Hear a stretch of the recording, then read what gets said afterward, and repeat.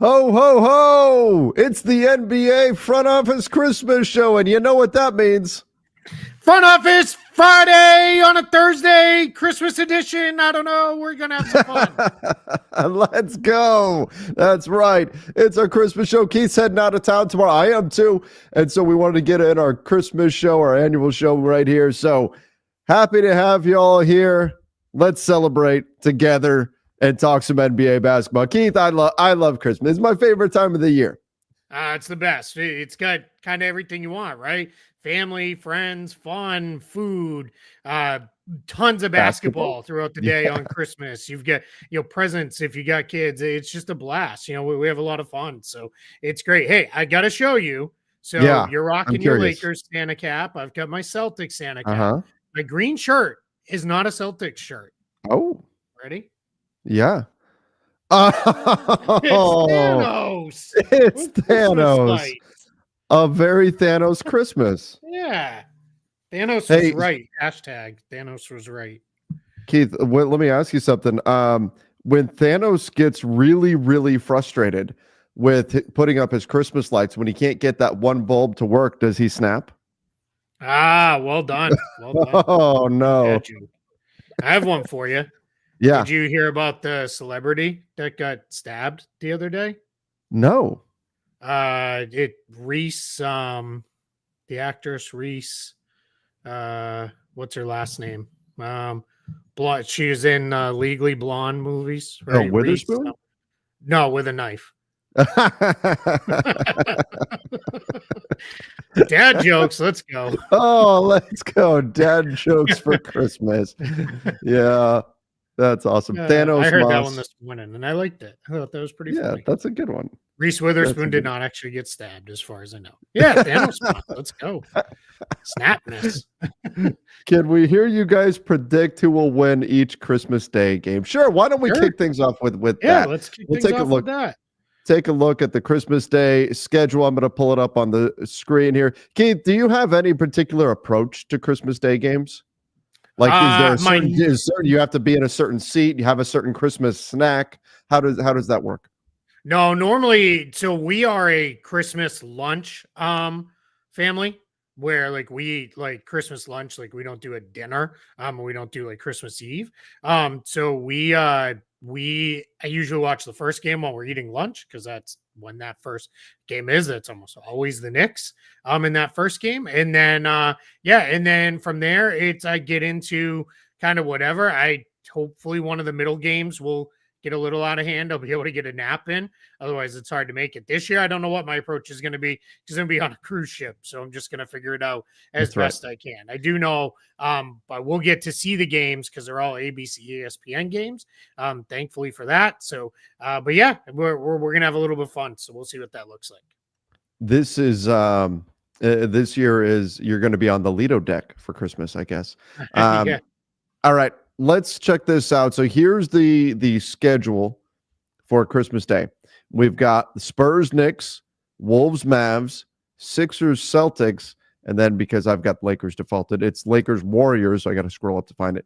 And then Nuggets and Suns to cap things off. I guess let's start with Spurs, Knicks, Wemby on Christmas Day. A Knicks 8.5-point favorite. I'm leaning pretty heavily Knicks here on this one.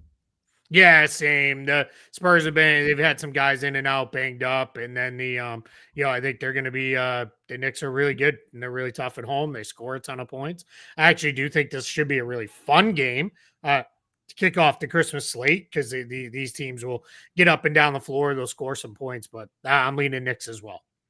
Yeah, and then look at the next one. This one's fascinating. Wolves, Mavs, a Western Conference Finals rematch here. Mavs the favorite, but I think it's just the fact that they're at home right now. This one, flip a coin, and this maybe is, an early, Knicks, Spurs, okay, we get to see Wemby, that could be fun, but this is a legit game that I think is going to be a really, really good one. I don't know why, but I even though they're at home, I think I'm leaning towards the Wolves right now. Yeah, I'm going to go the other way. I'm going to go with Dallas. Okay. Dallas has been, again, pretty good at home. It kind of, let's hope Luka is there. He's missing tonight's game as the league really, man, they return back to action, 13 games tonight after everybody's kind of been off for weird schedules for the NBA Cup. So 13 games tonight, but Luka is not going to play tonight. He was ruled out with a heel contusion. So hopefully he Yeah. will play. He plays. I like Dallas. If Luka doesn't play, give me Minnesota. I think Minnesota will be able to shut them down defensively, and then they'll be able to score enough points to get the win. All right, jumping over. I mean, the biggest mismatch of the day, the what's left of the 76ers taking on your Celtics, Keith. I mean, this is easy Boston, given all the injuries that the 70s, and even if they didn't, Boston would still be even if the Sixers were healthy, Boston would still be the favorite. But we know what's happened. This is certainly not the matchup the NBA thought they were getting when they booked this for Christmas Day. Yeah, this is one where I think, contrary to the way the NBA usually is, where they want kind of everybody playing every week, I think, or every game, I think are okay if like Joel Embiid sits out a couple games more and then gets in for the Christmas game. I think they'd be pretty happy if that was the end outcome, because this is obviously the big showcase for the league. But yeah, I think Celtics, they're borderline dominant at home. They're just a much better team. We'll see if Kristaps Porzingis is able to go. He's questionable tonight. He also has a heel contusion right now, so we'll see what that looks like. But I think even let's hope both teams are healthy, and even then, I still think Boston will get it. All right, let's jump up to Lakers Warriors. Lakers on the road for this one. Warriors right now a 3.5-point favorite. This could be a really fun game. I'm not going to pick against my team on Christmas Day. Like I believe in Christmas miracles. That said, this is a tough matchup, I think, for the Lakers. Yeah, I think that is tough, right? The Warriors let's see what we should get Dennis Schroder. I think tonight he's making his Warriors debut, I believe. That's what, or maybe it's not time. Maybe they don't. Oh, they play the Grizzlies tonight. So yeah, I think tonight we should see him play for the Warriors. We'll see what that looks like, and then we'll kind of get that back and forth. I think this is one where has a chance to be pretty high scoring. I think both of these teams have had some struggles defensively, especially lately. So I think we could get some points that go up in this one. So yeah, it should be fun. This is the game I'm going to unfortunately miss the most of, because that'll be a dinner time, but I'll definitely check in and catch the end of it for sure. All right, and then the last one, we've got Suns and Nuggets closing off Christmas night. I'm looking at the tickets as low as you look at the Lakers Warriors, $200, and then $200 for the Knicks, and then you go to Nuggets and Suns, and it's $67. Although, did you see the story about the Suns lowering their concession prices? I did. $2 their for value like menu, hot dogs and popcorn. Pretty cool. And that's great. And it's funny because a couple of people made the joke, like, man, every other team's going to be so angry, and maybe, but I think what will ultimately end up happening here is we'll see the Suns. I bet they make even more money, because like instead of being like, oh man, it's $6 for a hot dog, now you'll go and buy 3 hot dogs for $6, right? And that's where it goes. So we'll see. But yeah, I think that's kind of cool that they did that.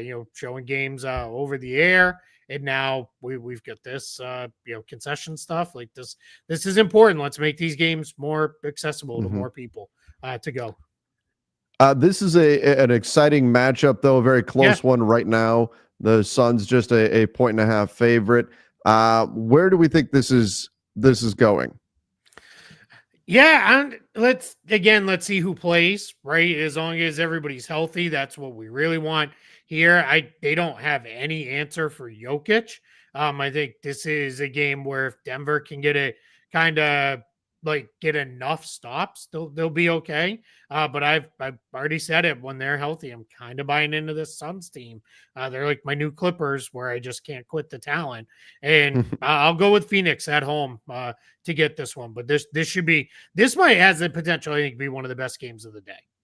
Yeah, it definitely does. I'm going to go Clippers, Suns as well. See, now you've got me thinking of them Yeah. as the new Clippers. I'm going to go Suns as well in this one. The Nuggets, it could be the Jokic are just so good that it's very difficult to try to make a move. But yeah, I would to try to make a pick against the Denver Nuggets. But I'll go with the Suns on this one. I do think that Kevin Durant, Christmas Day, I have a feeling he's gonna have a little something for Denver.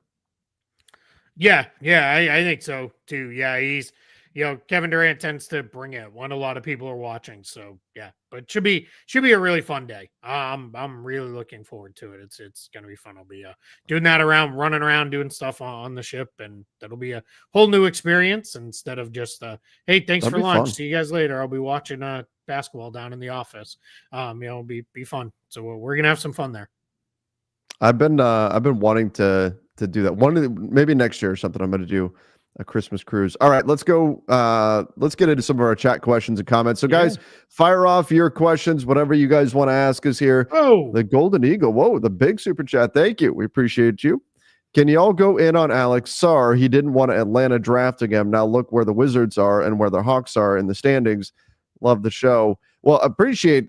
Glad that you love the show. I don't look at a rookie coming in and judge their overall effectiveness based on where their team is in the standings, because normally they're being drafted to a pretty bad team, right? I know the Hawks wound up with Zachary Sochet, and so we could certainly talk about that. But Atlanta is much more set up and actually trying to win, and the Wizards are not. So I wouldn't look at where the Hawks are in the standings versus where the Wizards are as reason to take a victory lap over, Alex Sarr or anything like that. Yeah, I would not at all be out on Alex Sarr. I don't want to go all in on him, especially not here on our holiday show. He's a rookie. He's a rookie big. It's going to take him a little while to figure things out. It always does. In the NBA, take rookie bigs a while to really get going. I think with Alex Sarr, one of the things that's been interesting is I think his defense has been better than what I thought it would be. He looks more aggressive on the defensive end, meaning like he is, there people are commenting on your fireplace. I know behind you. So yeah, I think Alex Sarr's been fun. Offensively, it's been super inefficient, but the Wizards want him right now, taking a whole bunch of jump shots, taking 3-pointers, taking off the dribble shots. Think of it kind of like what the Spurs did with Victor Wembanyama last year. Nowhere near as effective, but it is, hey, we're bad. Experiment. Let's see what you got. Well, what do you have kind of in the fold here? Well, what do you got going on with you? So let's go. So that whole Wizards young core, I'm kind of excited about. Sarr, Bilal Coulibaly has taken a huge leap in his second year. He looks really good. He looks like the franchise guy potentially you could start to really build things around. Bob Carrington has played pretty well. And then Keyshawn George has played pretty good too. So I'm excited, for everything that they, kind of are doing there in Washington, because they're bad, but they're bad with playing all their kids a whole bunch. And they're going to be super active at the trade market. Yeah. I think Brogdon, Valanciunas, maybe Kuzma. We're hearing some buzz around even Jordan Poole, who has played well despite his nonsense with Peyton Pritchard. Where did you see that? He crossed him over. He fell down and then he pointed at him instead of shooting. And then the Celtics closed out and he had to pass up the shot. Like it was the stupidest thing he's done. That's a Jordan Poole thing right there. Yeah. And he's been less silly than that this year. So, in general, he's been, I guess that's my question though with Jordan Poole, because he was some years ago, he was our pick for most improved player. When he was with the Warriors, we talked all about that, about how he was going to have a big season, and then he did. Now he got this contract. Has Jordan Poole, because I think you hit the nail on the head on all of the Wizards stuff there, has Jordan Poole played well enough to where teams are now interested in him? Because for a couple of years now, he's been, nobody wants that contract. He's been that guy.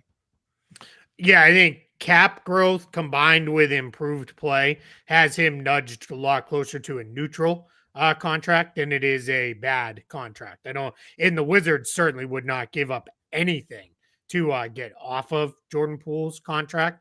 That would not be a thing by any chance. So, but if they can get even neutral value or again, plus up your value by taking back a like a worse contract than Pools in Sure. exchange. And that's how you get maybe a first rounder out of it. I think we could see something along those lines.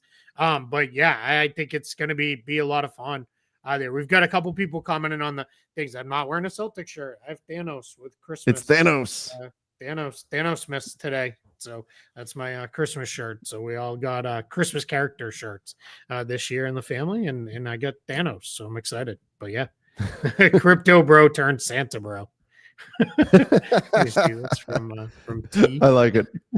I like it. Santa's on that grind mindset.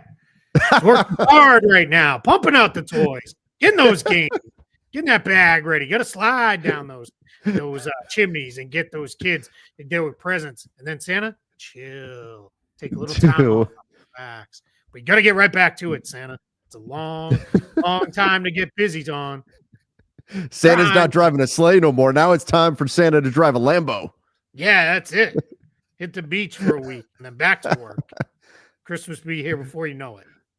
Oh man. Let's see what else we've got here. James said, watching from Australia, 3:51 a.m. Wow, welcome in. Welcome in. Early in the morning there. Was wondering, what do you gentlemen think of Dyson Daniels, the Great Barrier Thief? Yeah. Will the Hawks re-sign him after his rookie contract? Will they have enough cap space? Well, they'll have his bird rights. And I would have to admit, like, you gave up a quality piece in DeJounte Murray, and I know they got some interesting draft capital back as well, but now he's a significant piece here. I can't imagine the Hawks don't re-sign him or just let him go. I don't see any situation where that occurs. They've found something here with them. I like the way that they kind of deploy their army of wings with DeAndre Hunter, with Bogdanovich, with Zachary Sachet, with Dyson Daniels, with Jalen Johnson. I like the way they just kind of swarm you with all of these wings. So if I'm the Atlanta Hawks, I'm absolutely not letting Dyson Daniels go, not after what I found with him here. Yeah, and I think the Hawks have done a good job resetting what was a really messy cap sheet over the last couple of years. They've really rebalanced some stuff. They're looking pretty good now. So yeah, I think 100% Dyson Daniels is going to be part of things moving forward. They love that Daniels, Sachet, Johnson kind of switchable, interchangeable wing crew. And because those guys can do so much with right now, Clint Capella behind them, and Onyeka Okongwu, he's going to be out for, it sounds like, about a week and a half or so. Okongwu is, but when the bigs, that allows them, you kind of put Trae Young on whoever the weakest offensive guy is. And even Trae Young has been really playing with really good effort this year. It's not always good defense, but it's really good effort. He's getting out to shooters. He's not just letting guys walk him into the post and score over him over and over again. So this Hawks team is really fun. But yeah, they're going to keep Daniels. They're not doing anything crazy there. No, especially when you've got a nickname that marketable. Sure, that's cash, baby. That's cash. I love too. He said he loves it. Like he said, he really likes it. Like he's really excited about it. So that's always good too when we give guys a good nickname and then they're on board with it. It makes it easier. Do you buy Dyson Daniels saying when he said the Pelicans are cursed? Is there like a curse on New Orleans? And I mean, it's kind of a spooky town to begin with, but is there some kind of curse on the Pelicans? Because the injury bug has been, very grinchy with them this year. Yeah, I think it's more of maybe a Drew Holiday leaves town curse. Think about it, right? He left Philly. Philly's been, a bunch of million injuries. Leaves New Orleans, million injuries. Bucks, they're starting to come back around, but they've had guys in and out of the lineup since he left. Portland, he was I don't even know that he was ever actually in Portland, but he was a member of the Trailblazers very briefly, and they've had nothing but injuries. So that tells me the Celtics just need to keep him until he's ready to retire. Apparently, you better never let him go. Yeah, exactly. I mean, his name is Drew Holiday. He's got a holiday curse here, I guess. That's it. Yeah, apparently. DJ3, the new 23, says, like Spike for the Christmas episode. Let's go. Get those likes up over on YouTube. Let's go. If you're watching through Twitter X, hop over to YouTube. Give us a Christmas gift. Okay, sign up for a subscription. Completely free. You don't have to pay anything. Just subscribe to the channel. And if you want, turn on your notifications. You'll know whenever we go live. The plan for post Christmas when I'm back is we're going to try to do an overtime show. At least I am, once a week.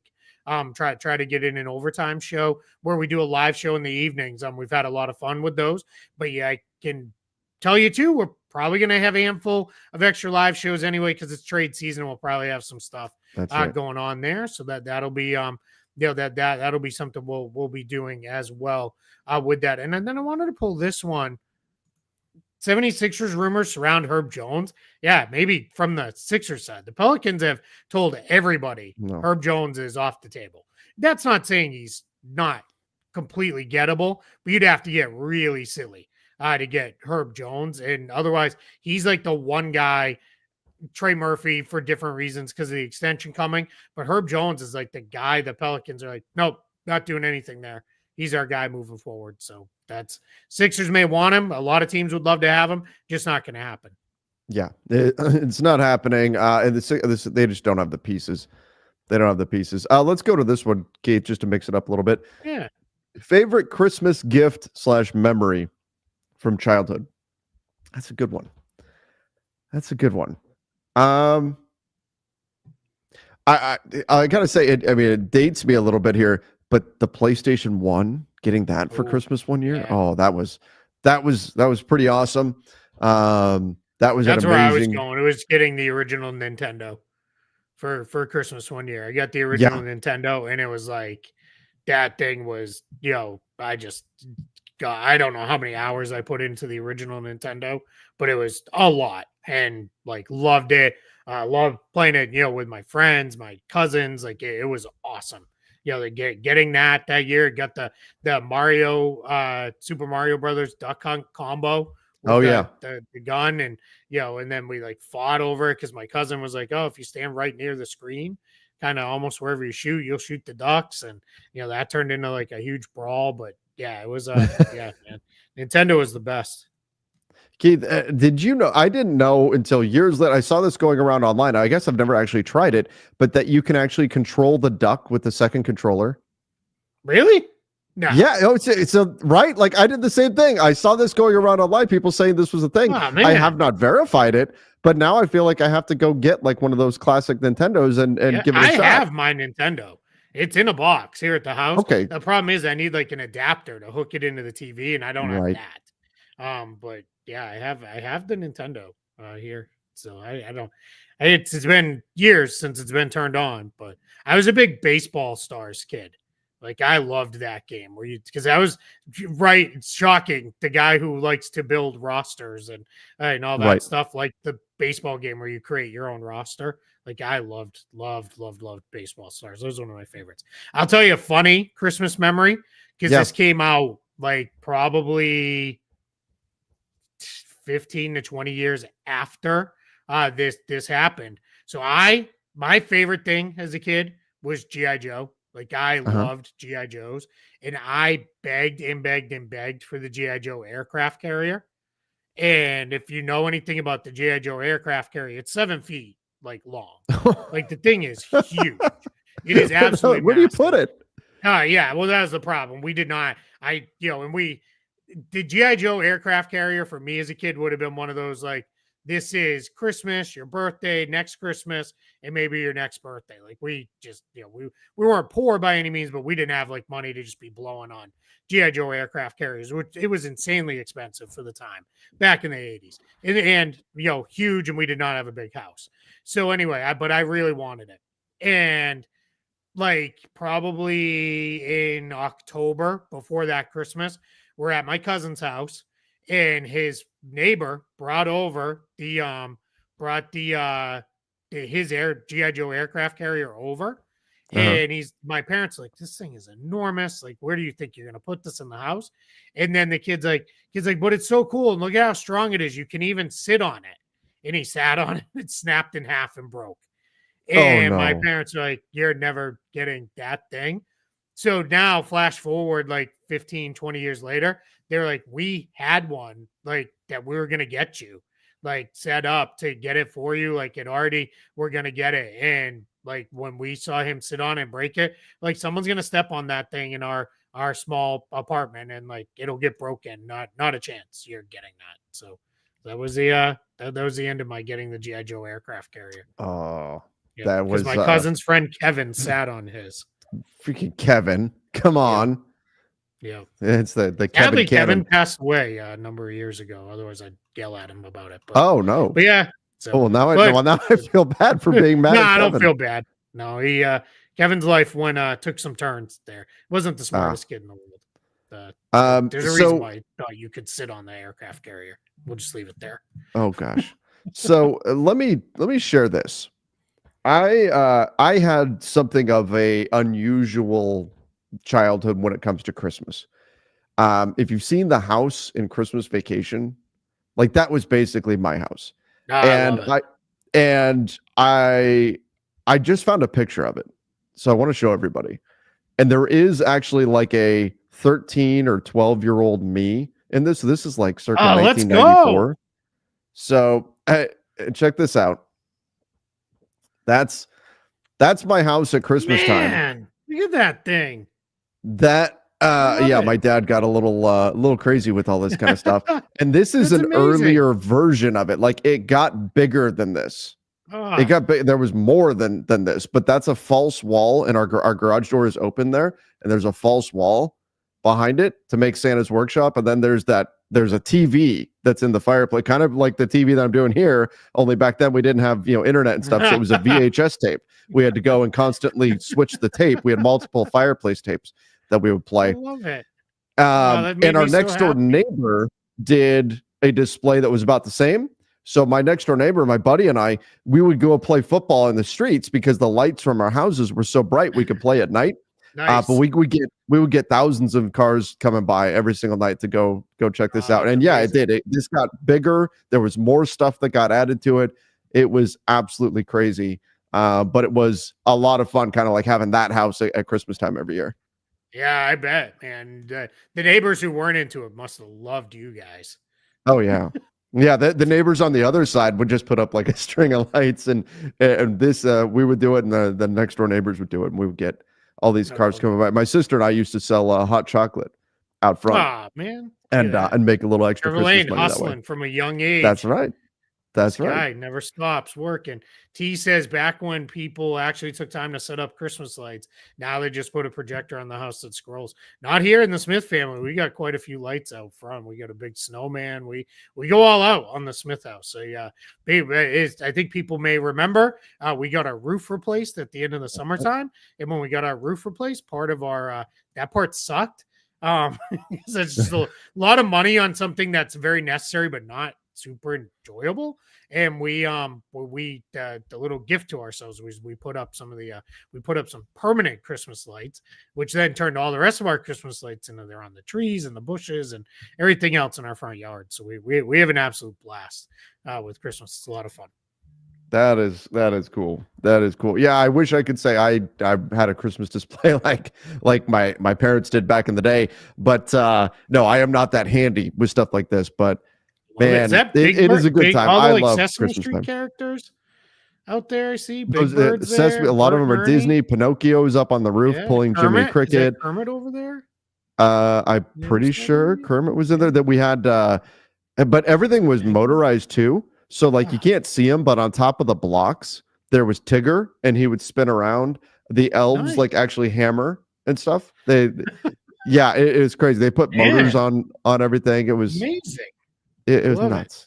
It was nuts. I'm gonna have to show that to my wife and daughter. They'll love it. We're gonna do that later today. We're gonna drive around tonight and look at Christmas lights. Very cool. Very cool. It'll be fun. Yeah. All right. We should get into some of our other questions now that we took our trip down memory lane here. Let's go here. So this one said Charlotte is a dark horse for a Lakers trade. Richards, Man, Williams equals D'Lo, JHS plus draft capital. I mean, I've had a lot of Lakers fans talking about what's that? I'm guessing Grant Williams. I guess. Yeah, because Mark Williams does it. I mean, that's not. Why trade two centers? Yeah. On top of that, I've had a lot of Lakers fans mention Nick Richards as a guy to target. I think he's one of the names that's going to be out there, but there's a lot of names out there on the center market right now. But yeah, I mean, they're an interesting team. to potentially throw into the mix. I don't know how much of a seller they will be. I don't know if and maybe by the trade deadline they are, but I don't. Do Yeah. you have the Hornets in like full sell mode right now, like some of the other clubs out there? Like when we talk about the Nets, we talk about the Wizards, teams like that. I don't know if the Hornets are quite in that full like selling off players right now mode. Yeah, I don't think we're there quite yet with them. I agree with you. I do think we will get there. Here's the thing with the Hornets, though. It's not like they're sitting on a bunch of big veteran contracts that it's like, well, we'd like to get out of this one. They're actually pretty clean moving forward. And that's why I'm not fully sold that like a guy like Nick Richards gets moved because he only makes $5 million. So, Yeah, for the Hornets, like if you're trying to be good in the next year or so, you want a guy like Nick Richards because that's good balancer when you're trying to fill out the rest of your roster. Grant Williams, yeah, sure, maybe. If I'm the Lakers, though, I'm getting a smallish scoring guard in Trey Mann, who I like hmm Trey Mann, but that's not, I don't really know what they need. And then you're getting Nick Richards. He would certainly help. But if it's Grant Williams, you're not getting anything with him because he's out for the season. And it's not going to be Mark Williams because the Hornets, they wouldn't, now it's tipped too far the Lakers' way. So they wouldn't end up doing that deal. And I don't think the money works there either. I think that gets a little too off money wise, but yeah. And then just saying plus draft picks, like what draft picks? Like are we saying both first? Because well, yeah, then of course they'd be all over it. But sure. and that'd be way too much. So I don't think Like, we're gonna yeah, get there. right. All right, let's go. Let's go here. D-Rock, I may have missed it. Best trade for Cam Johnson is, I mean, he can fit a lot of places. I Mhm. think there's a lot of places that would make sense for Cam Johnson. It was interesting, the story the other day that the Warriors were trying to get Cam Johnson and Dennis Schroder, but ultimately they balked at giving up Kuminga in order to get Cam Johnson. But that was a conversation. Would you do that if you're the Warriors? Would you give up Kuminga if it meant getting back Cam Johnson? Boy, that's tough. If there is a way to make it work where it's just Kaminga and the filler salary Yeah. without any draft picks going out, yes, probably.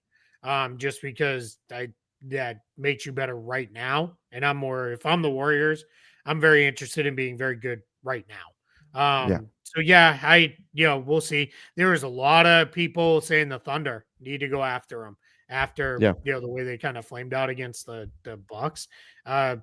Sure, I guess, right? Like that'd be interesting. Why not? But yeah, I don't I certainly don't dislike the idea of Cam Johnson and a lot of those places. That that one too, I kind of wonder if the Nets are like, hey, you're gonna have to give us something like good, like actually good to get him because they like him. He's on a pretty good contract. So but we'll see. I mean, the Nets are, I mean, they've already put themselves. Somebody said, I thought we'd have more trades by now. We already got two, like, and one Yeah, semi that's big one, like, abnormal for very early, this. Yeah. still. So, but yeah, they're the ones I would, probably watch, and we'll see with that. Joe's asking, we did our Christmas Day predictions off the top, Joe. So you'll have to go back and watch that. Off Yeah. the top of the show, we did that. Should the Hawks be buyers or sellers at the deadline? I think buyers. I think the arrow's pointing up right now Cautious for the buyer. Atlanta Hawks. Oh yeah. I'm not Yeah. saying you're going all that. Yeah. You're not. Let's put it this way: the Warriors are in win now mode, right?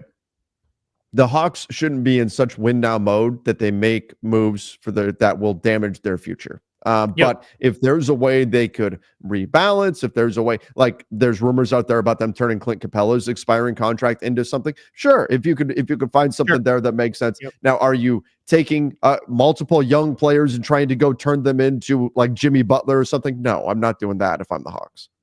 Yeah.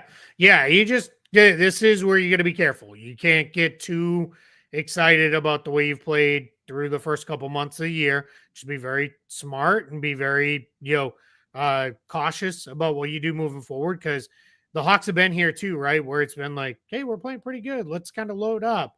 And then they don't get where they want to be. And then it's like, all right, well, now we got to take a few years to reset and clean things up. And it turns into a cycle. So, but cautious buyers for sure. Sure. I mean, it could turn to being sellers. I mean, we're still a month and a half from the trade deadline. So, if something really gets sideways on them, yeah, maybe then.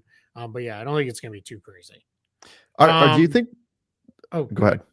I was No. just going to say, do you think we're going to get, is the NBA trade deadline going to be a lump of coal in our stocking? Or do you think we're going to get some quality gifts coming by February 6th?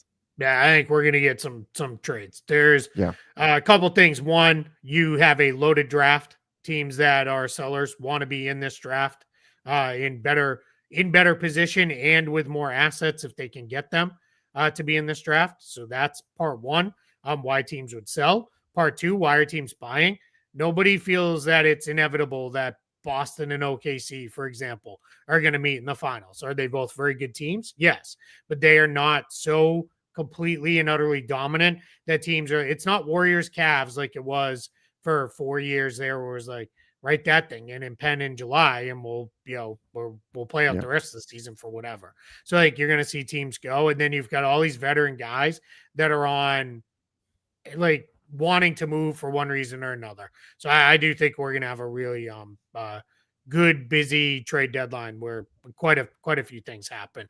I mean it's already started, but Yeah. That's the exciting thing. I think we're gonna get more spread out. So I'm not gonna say like deadline day is gonna be like you and I always hope for the Woj, my God or my Lord, whatever it was he Good tweeted. Lord. Yep. I'm out at the end. Good Lord. Yeah. We don't like want that necessarily. All right, let me rephrase. We want that. I don't think we're going to get that there because I think we may see it be a little more spread out because of how big some of these trades need to be Yeah. and how complicated they're going to be. I do think it's going to be a busy trade season, which is exciting. I think the fact that we've already had moves is a good sign moving forward. And I do think, as I've talked about quite a bit, but I think that there's two forces at work here. There's both, and we haven't seen this in years past. There's buyers, but that are motivated to buy, but there's also sellers that are motivated to sell, and that's the side of it that we simply haven't had in recent years. So to me, that's going to create an environment where we're going to see deals get done. Hey, appreciate that. Great name. Yeah. Great name. Solid name there, yeah. Yeah, and Said, I personally agree with what he said too. Yeah. Trevor Best says best NBA show on YouTube. Yeah, Please hit that like button. Hit that Please subscribe do. button too. Helps us out. Hit that. All right. D-Rock said Cole Anthony for Dorian Finney-Smith. Who says no? I think the Nets are looking for something else there, for more of a future asset, probably some type of draft capital if we're talking about just a straight up 1-for-1 deal. Yeah, that would be my guess. Either time. I think if I'm Orlando, I don't want another. I know Banchero and Wagner are out right now, but I don't need another forward that can't create with the ball in his hands. They have those guys right now with Jonathan Isaac, with Tristan Da Silva's doing a little bit of that, but and then you've got Mo Wagner in there. You got Wendell Carter Jr. Like they just don't need that player. They need more on-ball creation than anything at the moment, and that's why you got to ride this out a little bit. Hang on to Cole Anthony, and if I'm the Nets, I want better than Cole Anthony back. Yeah. Let's just leave it there. And I like Cole Anthony. I just don't think it's a great fit.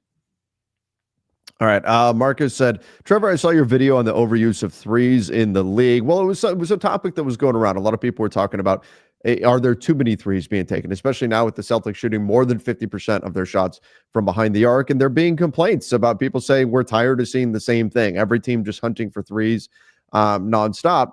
So there's been talk of, does the league need to step in here? And Adam Silver had some comments on it the other day as well, saying it is something the league's taking a look at.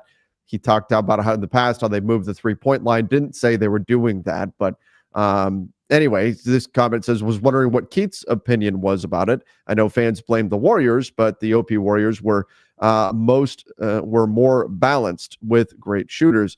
What's your thought on the 3-point influx that we've seen a significant jump compared to last season in 3-pointers attempted? I don't care at all. Does not bother me in the slightest. And this is not a Celtics thing for me. Good shots are good shots. If you're creating good open shots, I'd rather have you taking them from 22 feet than 18 feet. Like it's worth more. Sure. That's just, it's, at some point, like I hate to say it this way because it sounds so condescending, but it's just math. Like that's all it is. Like you're statistically, most guys are about as good of a shooter from 16 to 20 feet as they are from 20 feet and beyond.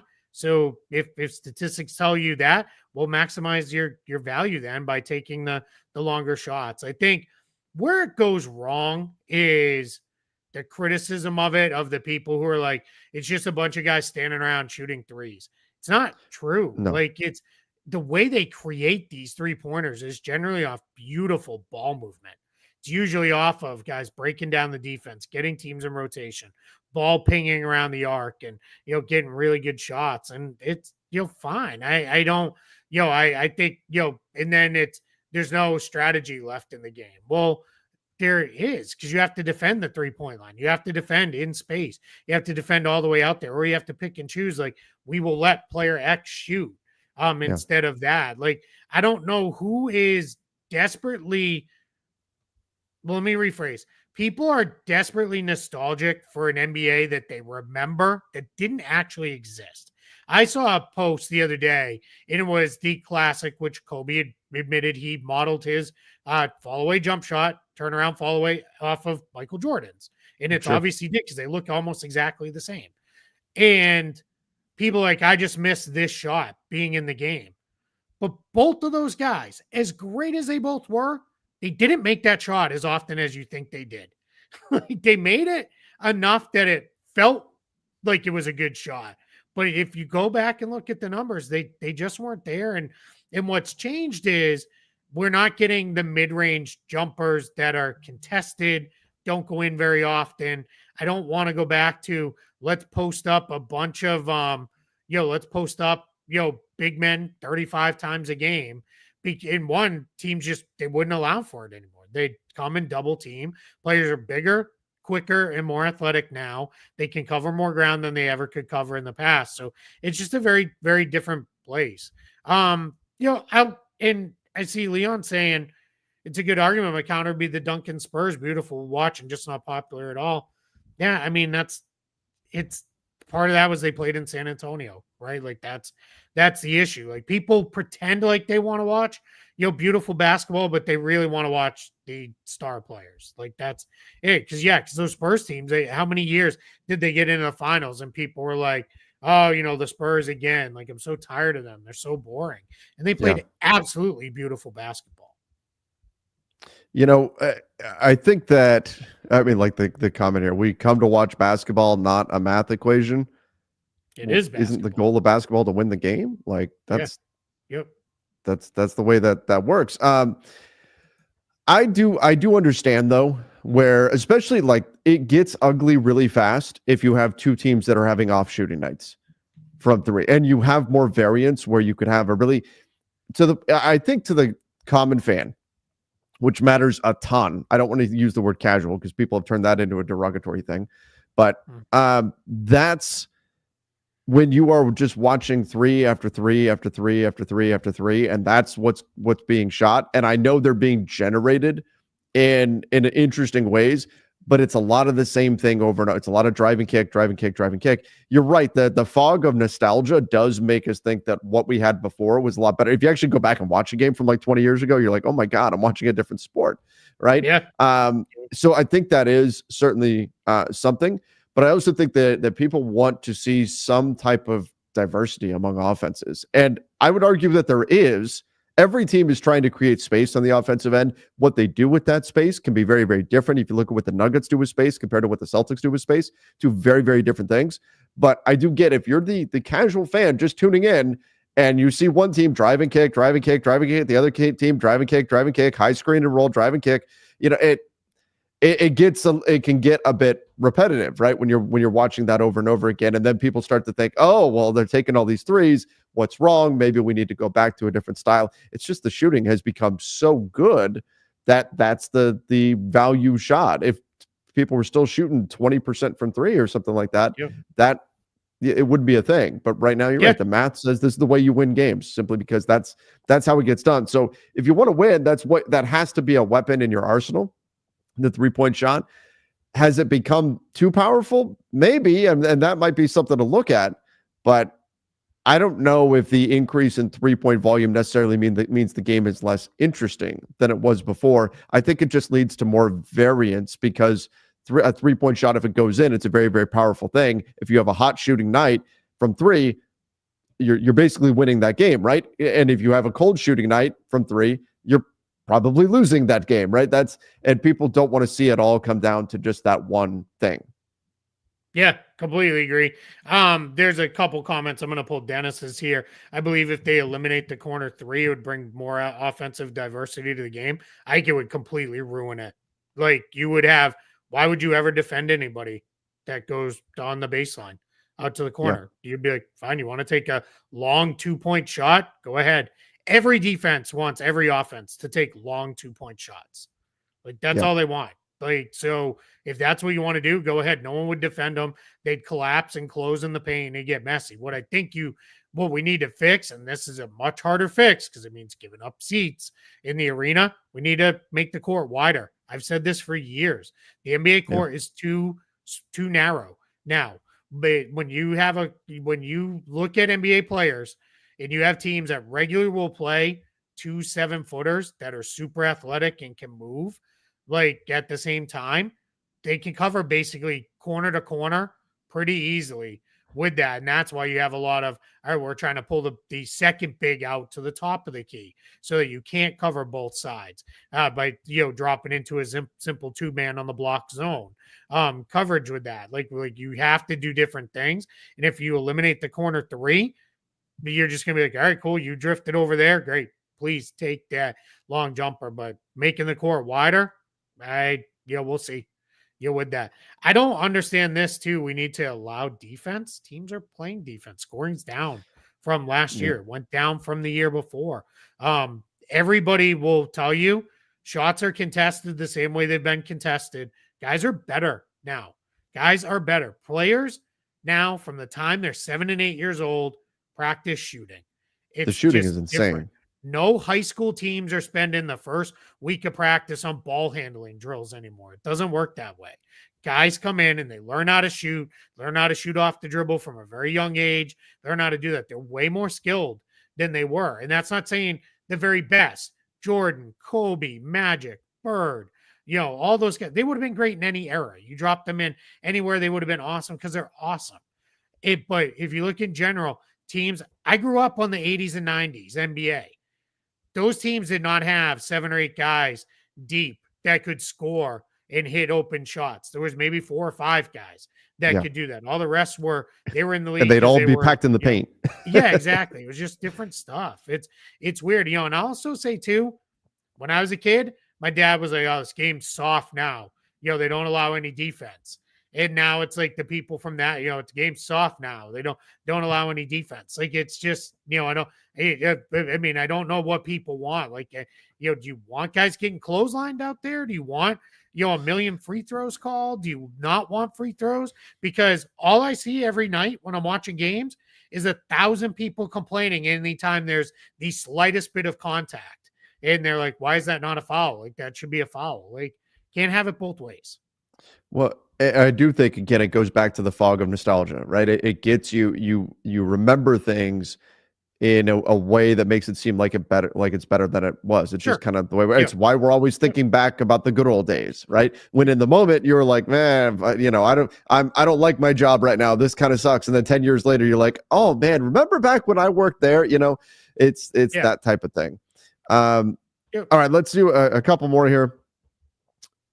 I know you guys are big Marvel guys, but the Superman trailer gave me all the feels. Nods to John Williams' iconic score was awesome. What's that? I haven't seen it. Oh, okay. I watched it like an hour before we came on here. So I did like the music in there. That was interesting. Nathan Fillion, seeing him as Guy Gardner, that was kind of cool. I was surprised they showed as much as they did in terms of characters and stuff that are going to pop up in the movie. It was definitely interesting. And then I was not expecting to see Crypto in there. I was not expecting to see the dog come running up. I was like, wait, they're dropping this already? So pretty cool, pretty exciting. And we'll see. It was a short trailer, but there was a lot in that very short trailer. Yeah, I'll check it out. I have not seen it. I've generally not been a big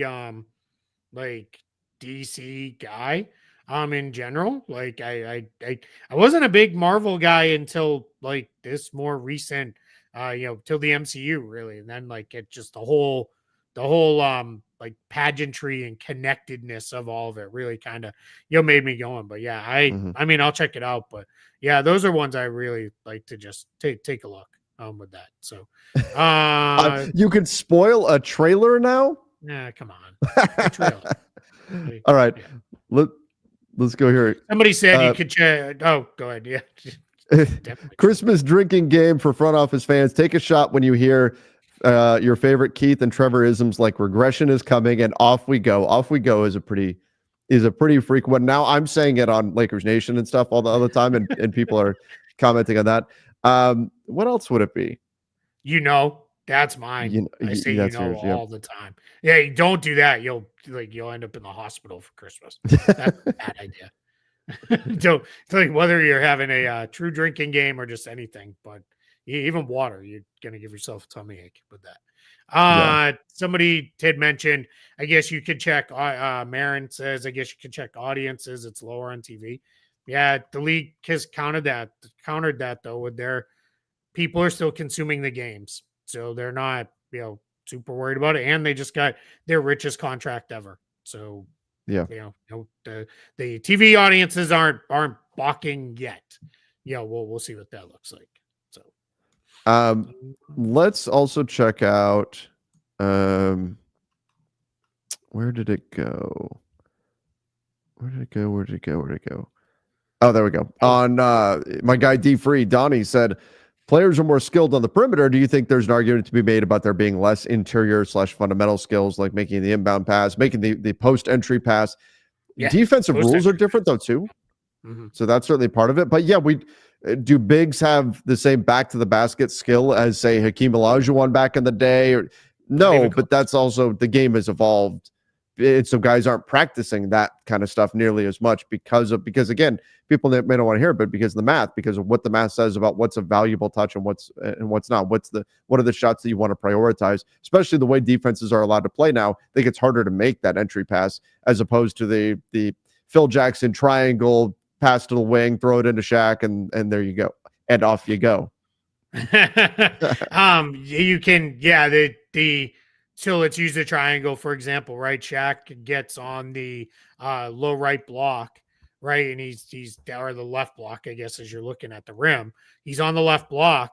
You would just drop off and stand right in front of him because you could put two guys on someone without the ball now. You weren't able to do that for the vast majority of Shaq's career because you would have get called for illegal defense because you wouldn't have been guarding anybody. Now that the illegal defense rules have changed so much and so drastically, it's taken a lot of that out of it. And maybe they come back around to it. Maybe that's one of the ways. Maybe we have to get back into, get zone defenses out. I think you're going to have a hard fight getting that through. But you could go there. It could be a way. People forget too. Now I'm going to really age myself. When we had the extreme illegal defense rules, the Bulls one year, the year Michael Jordan went absolutely bonkers scoring the ball. And if you look at it relative to the era, he was ridiculous.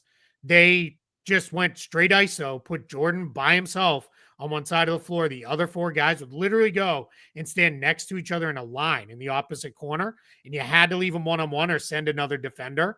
And then that left somebody open, usually cutting to the basket. So teams would play them one-on-one and go. The next year, the league came in, they introduced the legal offense rules, which were you could never have less than two players on any one half of the court at a time because you needed to have a second defender in there because they were like, if we allow this guy's just going to eventually score 50 a game and no one will be able to stop him. And that was, a change that they made. So just, the league constantly tweaks and evolves with this. I think we missed this one because it came in before we even started. Ali says, my level of expectation on the Lakers front office pulling off a good move is the same expectations I have for Sony non-Spider-Man movies. Low as hell. LOL. Yeah, I mean, Lakers fans are not super optimistic about that. They've totally lost faith in this front office and, for reasons, obviously. And so there's not a lot of faith, despite the fact, because they've now heard for a year, the Lakers are interested. And it's been, I guess, 2 years since the Lakers have pulled off a trade with players involved, like actual play, not, draft picks or whatever, like a draft day trade.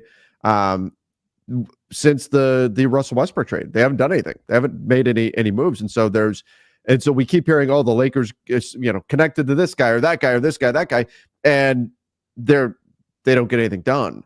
So I wouldn't say that that's necessarily prescriptive of what's coming for them and what they're going to do.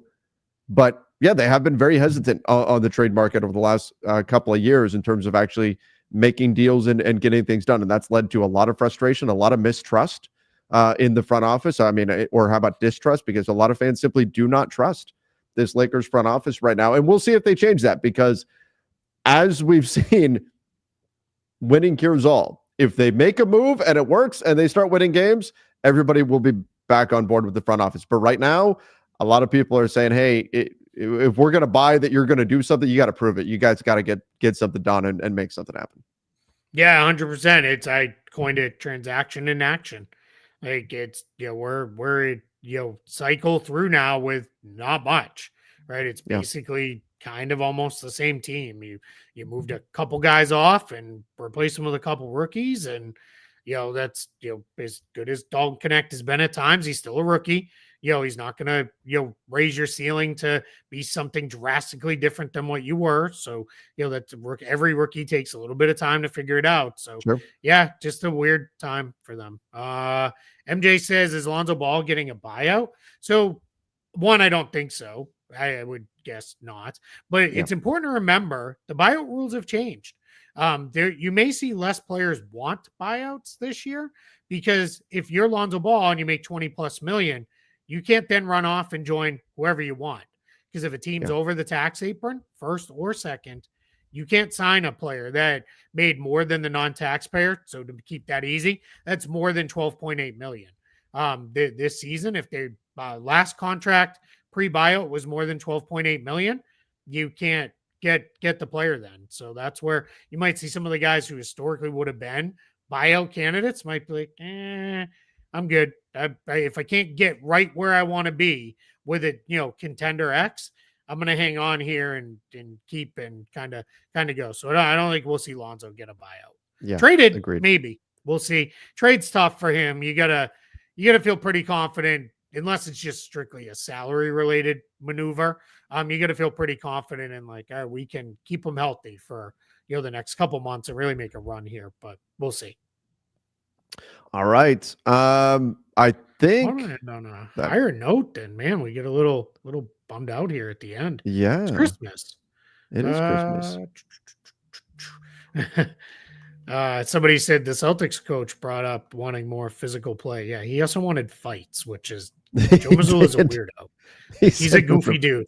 Like, he's a weird guy. So I like a lot of his opinions on the sport. I don't know that that's one I'm gonna fully buy into with that. Somebody asked about Isaac Okoro injury. This broke while I think either right before we started or while we've been recording.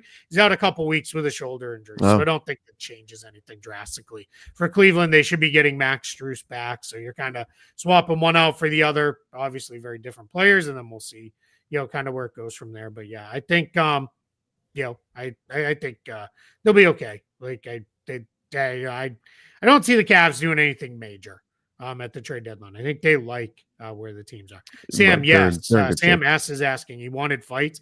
Yes, he literally said, like, we should have more fights, like, in basketball. Like, that was like almost a verbatim quote, was like, we want more fights. So he's just a weird guy. He has a lot of weird takes on stuff. If people don't know, he also said he used to watch The Town like daily, multiple times. God, I hate that movie. Watch the movie The Town. Oh, I like that. I grew up with those guys specifically. Unfortunately, they weren't robbing banks, but everything but. I don't like the real world, like real life movies, especially ones that are very heavy and end very down. I'm like, I just don't want to watch that. That's not my. Yeah, it doesn't end super. Yeah, right. Exactly. And I know the book ends even worse. Not that I've read the whole book or anything, but I know from looking at it, like, the book ends even worse. And I'm just like, I just don't. There's enough negativity in the world. I don't want to spend my time if I'm Truth. watching a movie, Yeah. that's me though. And I know a lot of people love that and love the drama and all that kind of stuff. I'm just, I can't do it. No, I've never robbed a bank. I've never robbed a bank. If I had, I would hope I would have been better at it, and I would probably continue to do it. But no, never robbed a bank. Never done that. Okay, here it is. Here we go. Here's the Yeah. question. Ended on favorite Christmas or holiday movie. Oh, that's the way That's to a end good it. one. That's That's the a way fun to way end to it. end it. For sure. For sure. So two for It's like me. a list for me. I still like A Christmas Story. Like it's still a lot of fun. I'm gonna actually give you three. Home Alone is still super fun. Like Oh, that's still just a absolutely. really fun movie. And then I really like Christmas Vacation. My dad's all-time favorite movies are The Vacation and like not I don't know about the most recent ones, like the original Vacation, Christmas Vacation, Vegas Vacation. He loves those Mhm. movies, European Vacation. And then he really likes Caddyshack. So those are always ones like we wanted to Caddyshack's sit great. down and watch to get not the Caddyshack's not a Christmas movie, obviously, but No. like that kind of 80s goofy, silly humor with a lot of crazy stuff. And Christy Brinkley. I mean, come on, that was perfect for a boy my age back in the day. And Vacation, Christmas Vacation is hilarious. I love that Christmas movie. Vacation. I've already watched that once this holiday season. Nice. Christmas Vacation is great. The next up is Elf. I need to watch that one. That Elf's one's up good. there. I just have like a list of Christmas movies. The Santa Claus, of course, that we'll watch. The first one being that my daughter, for some reason, thinks the third one is the best one. She's definitely wrong. But the first one, the Santa Trevor Claus. taking shots at his daughter on Christmas. she loves the third. I'm like, that was the worst one. What are you doing? But anyway, I like so Santa Claus, Christmas Vacation, Elf. Those ones are must watches. I want to watch Violent Night again just because that one's fun. That's one I'd have to watch on my own. But that's a fun one. And then the one. So I watched last night. I watched Red One. And how was that? Okay, so by the way, somebody said Home Alone. Yes, Home Alone, great, 100%, near the top of my list, maybe even the top of my list. I don't know, but so Red One got these like terrible reviews and everything like that. I liked it. I thought it was enjoyable to watch. It's not really like I'm glad I didn't watch it with my daughter because there's enough where I'm like, for an 8-year-old that would be kind of scary or whatever. But it got into some of like the Christmas mythology stuff, and so I like that kind of stuff, bringing in characters from different traditions and things like that. So I was into that. And the fact that it was on Amazon Prime, I was like thinking, okay, I know I'm probably not going to have time to go see this in the theater. I guess I'm going to wait to watch it until next year. And then I saw it was on Amazon Prime and went, oh my gosh, this is awesome. Was it like great? Like, oh my gosh, the best Christmas movie ever or anything? No, but it was definitely worth watching. I enjoyed watching it. People are throwing out Die Hard and Gremlins. Like, yeah, sure. There were quite a few Harry Potters in there. Yeah. I mean, I like the Harry Potter movies, but it's weird. I often during Christmas break at some point, like when I used to take this time off of work, usually it's like Turner will show the Lord of the Rings movies like one day, like in a row together, and I'll tend to pop in those all of a sudden and do that. So it's it's a lot of fun. Have you noticed this anti the Rock backlash lately? Mm-hmm. People complaining about him and saying he's the same character and everything. Well, yeah, he is, but I don't mind it. I don't mind his movies or anything like that. It's not like I'm not going to watch it because The Rock is in it or something. I thought he was just fine for the character that he's playing. He was playing the same character as usual, but he was The Rock. I smell what he's cooking. It was good. Yeah, it is. La la la la la. Yeah. And then he used to at Christmas he'd do fa la la la la. Yeah. That's about when I dropped out of wrestling. It was like right after The Rock and Stone Cold and Degeneration X and all that. It was my I'd come back and then drop back out of it. So it's not his acting. He's an unlikable human. Why? The Fellowship of the Ring depart Rivendell on December 25th. So it's a Christmas movie. That's not canon, is it? I don't know what day they're not even on our calendar, are they? Like, I don't think so. I think it came out around Christmas time. Oh, maybe that's true. I guess that could be. Yeah. I don't know. Yeah. I don't know. That's weird. Interesting. I'm gonna now I know what I'm gonna do when we finish recording. I'm gonna look Yeah. up. Yeah. There's something too where if you watch like Harry Potter, like it started at some time, it'll end right at New Year's or something like Oh that. yeah. There's a million I've things seen like that. that where you can do that. But yeah, it's yeah, guys. We put it out there when we were together here in Orlando a few days Yep. ago. But we'll say it again. Thank you all for all your support here. Well, I won't be here for the next week. I'll be on vacation. I'll be back though for the next actual front office Friday on the what will that be, the 27th.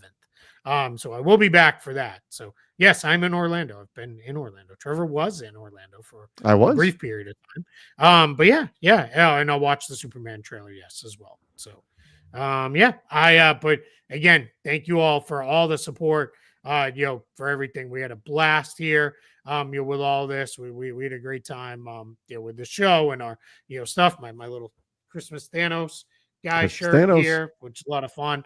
But yeah, we can't thank you all enough for everything over the course of this year. We'll probably mention that again at the end of the actual calendar year, but just wanted to say that, to let everybody know here as we're wrapping up here before Christmas. I hope everybody has a super amazing, safe Christmas, happy holiday.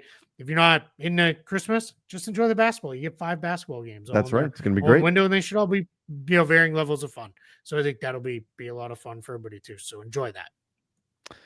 Absolutely. Again, thank you everybody for watching the channel. Hope you have a fantastic Christmas. Watch some fantastic basketball as well. Make sure you do subscribe. Appreciate all of you. Till next time, everybody. See ya. Stay safe. And ho, ho, ho.